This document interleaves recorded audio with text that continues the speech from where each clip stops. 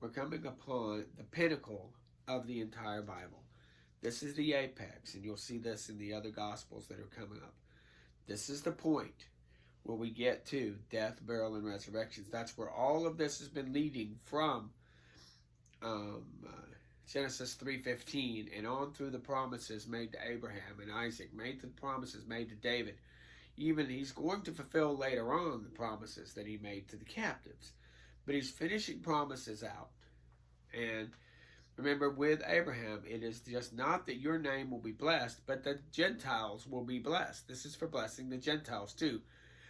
Jesus did not want to separate people like this, but he has a hierarchy of promise. He's promised to take care of certain people. Then through them will come the promises of God to everyone else. And he's going to judge the nations, like he said in 25. And he ends again his entire discourse with the discussion saying there's either everlasting punishment or eternal life. So it's very interesting also that everlasting and eternal or you would think that would mean the same thing. You know, they both mean nonstop, but the other one means one that you wish was over, and the other one that you don't. You know, everlasting seems kind of negative in a sense. But he goes into, it came to pass that Jesus said to his disciples, you know that after 2 days is the feast of the Passover, and the Son of Man is betrayed to be crucified. Now that would put them in the 13th of Nisan, because unleavened bread began on the 15th. So we're dealing with 2 days before. And he also mentions, Matthew mentions at the time, that the chief priests and the scribes and the elders had got together and consulted that how they might take Jesus with subtlety. They just wanted him out of the game. They weren't going to attack him amongst the people that would create a riot, but have him just disappear. And they were just going to disappear him and take care of him. But then they decided also later on that they're just going to turn him into a criminal and get the people to kill him. It's very subtle. It's really strong conspiracy going on here. You take Jesus away, then you turn the people against him. You have the people decide his fate, and then you follow through and you can blame the people. You killed this man, not us. That's part of their conspiracy. And so they didn't want to do it on the feast day, so this needs to be done within the next day or so. And Jesus is a willing participant. Everything he does as a part of his own crucifixion. It wasn't by a wrong place, wrong time. He set this up and put players, chess pieces in place. He even chose someone and opened the door for someone to be a betrayer. Now, did he force him to betray? No. There's probably thousands of guys that were betrayers. He just brought in a betrayer, and we're going to talk about that. So they're going to go on to kill him. And he goes back to Bethany, and he's at the home of a leper. And this woman comes in, and this is the story where they take this expensive oil and dump it on his head. And the disciples are kind of like, what's going on here? You know, we could have fed the poor. You know, this sounds like some of our religious Christianity, to where everything's about the poor, or everything's about marriage. Everything is about your money. Everything's about your life. Everything's about you growing. Everything's about you becoming. It's all about you. It's all self-actualization.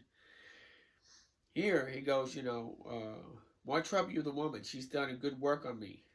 You poor, you're going to have with you always. If you want to feed the poor, you're going to have plenty of time, and there's plenty of them.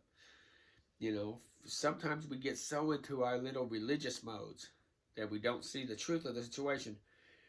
She's poured this ointment on my body, preparing it for burial. Therefore, wheresoever the gospel is preached into the whole world, and here he is saying, excuse me, my eyes are weeping. I have a little cold up here. That wherever the gospel is written, this shall be taken in a memorial for her. Now, this is interesting. This is another place. We've seen faithful women, nameless women, the Syrophoenician woman, and now we have this woman. The only reason for this story, the two reasons, is to show that he knew his burial was coming, and to honor this nameless woman. People say it's Mary Magdalene right now. Until I get to the other Gospels, I'm going to leave it the nameless woman.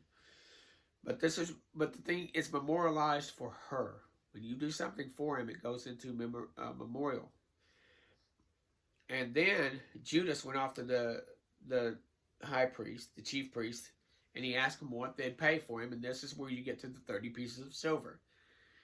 He's going to betray Jesus not for gold, not for a place in the kingdom. He could have asked for anything. See, this is how small-minded this guy was. Jesus was so important, he could have asked for gold. He could have asked for a place in a council. He could ask for a place right up the line.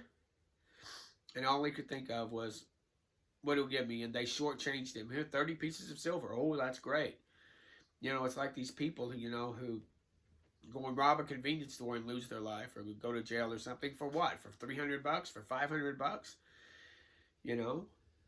And so here's this guy who could have bartered this for more. It shows his mindset, his thievery mindset, but it's also his poverty mindset. He couldn't think higher than silver.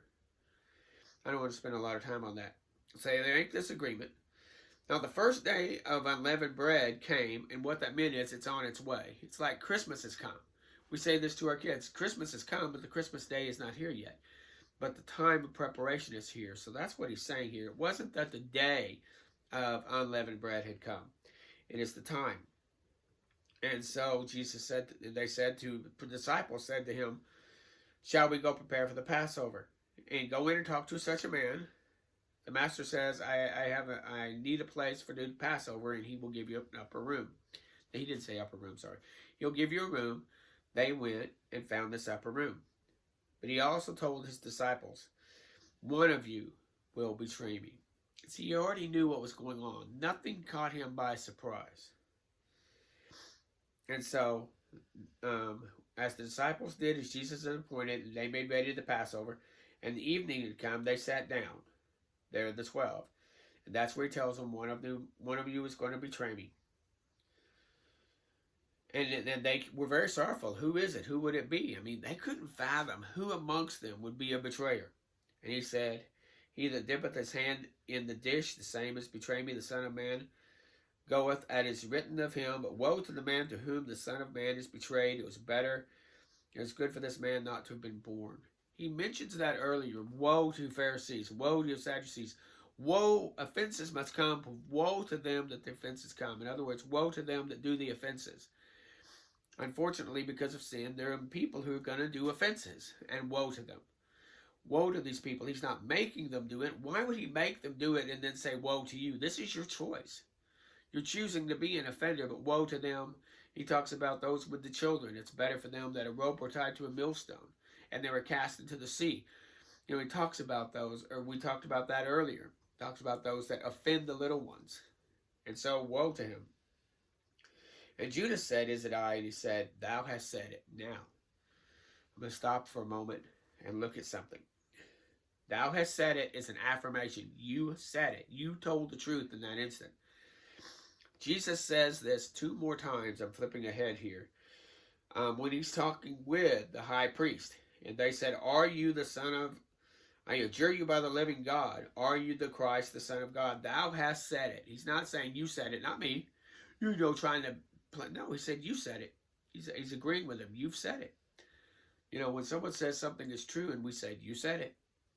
And the same thing happens with Pilate. When Pilate asked him, are you the king of the Jews? And he said, thou sayest. He's not saying you say it, not me. That's how the atheists read this. It's an affirmation. It's like when someone says, you know, something's true to you and you say, you said it, brother. You said it. Uh-huh. That's right. That's what he's meaning here. All 3 times. You said it. As they were eating, he took the loaf and broke it and said, take, eat. This is my body. So he's affirming how he's close to, you know, he is the Lamb. And then he gave the cup, which they, you know, had a cup they passed around. Drink you all of it. Now, interesting that his enemies were giving a cup of wrath. Here, he's giving them a cup of mercy. The cup of the blood. That's what the blood is. The blood on the doorpost. All of that is mercy, forgiveness. For this is the blood of the New Testament. There's a new covenant coming, and we're going to shed blood for it, but it'll be his blood. It's shed for many for the remission of sins. Sins will be remitted. They'll be put away. But I say unto you, I will not drink hence of the fruit of the vine until the day I drink it new with you in the Father's kingdom. He's not going to have wine with them anymore. There will be no more fellowship offerings because he's going to have a new fellowship with them. And they sang a hymn and went off to Mount of Olives. This is a place for prayer. And Jesus said, all you shall be offended. Oh, we had, woe to them that offense would come, but all are going to be offended. You're going to be afraid. You're going to run away. Because it says that I will smite the shepherd, and the sheep of the flock shall be scattered. But when I am risen again, I will go before you into Galilee. Now, this is some powerful things. When I'm risen again, when you see me again, when I'm risen again. And here's Peter going, though I should die with thee, yet I will not deny thee. And he says that Jesus goes, you're going to deny me 3 times before the cock crows. 3 times before the morning happens, you will deny me 3 times. And his soul was very weariful unto death. He wanted to tarry and watch with me. And he goes and prays. And he prays this prayer, which we all know as Christians. Don't let this cup pass from me, except it would be thy will. And like I said, when you don't read, when you start the Bible right here, instead of right here, what's the cup? And I've seen speculation abound, and I'm like, why doesn't anybody read Jeremiah? Why don't they read about the cup of wrath that God gives to his enemies? You will drink, and pours it down their throat. When Jesus became God's enemy on the cross for our sake, he poured the wrath on. That was the cup. Jesus said, don't do the cup because I want it for you. Do it because you want it. Do it because you need it. The goal is the worship of God, not the taking care of the poor, or the not self-actualization of the Christian, or your finances, or your marriage, or your family, or your life. It's the Father. But thy will, I will do what you want in this. And he went back and found them sleeping, and he woke them up. I mean, to be fair, we are getting early in the morning here. These guys have been running around all day. But he wakes them up. Can't you watch with me 1 hour? I mean, he prayed for an hour, and they got sleepy and went to sleep. Watch and pray that you enter not in temptation. Watch and pray. Excuse me. Once again, the cold is bothering me. I took medicine. Watch and pray. So, again, he's telling us to watch and pray. Don't get weary. So he goes back and prays the same thing. Oh, Father, if the cup may not pass from me except I drink it, thy will be done. He's going to drink the cup of the wrath of God. He came back and found them heavy. And he went back and prayed a 3rd time. This time he let them sleep. He came back and they were asleep. You get the idea that he might have, prayed for an hour, talked to them, prayed for an hour, talked to them, prayed for an hour, talked to them.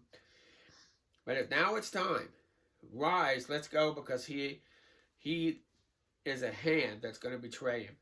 So the betrayer comes. Judas comes with a whole mob. And I always thought that it was interesting. You come with a mob there because they needed a betrayer. They need someone to find where he was, and he had to identify him. These guys didn't even know what Jesus looked like. So he identifies him with a kiss, and he betrays him. And even Jesus says, friend, wherefore are you come? He called him friend, even though he knew his betrayer. And they took him, and Matthew tells the story of one of the high priests was stepping forward, and it says that, behold, one of them with Jesus drew his sword and struck the servant on the ear. He said, put away your sword. All that take the sword shall perish by the sword. Now, this doesn't mean we shouldn't defend ourselves. Later, he tells them, I think in the book of John or Luke, one of the two, if you have to go and sell and get a sword. And they said, well, we have one among 12. And he goes, that's good enough.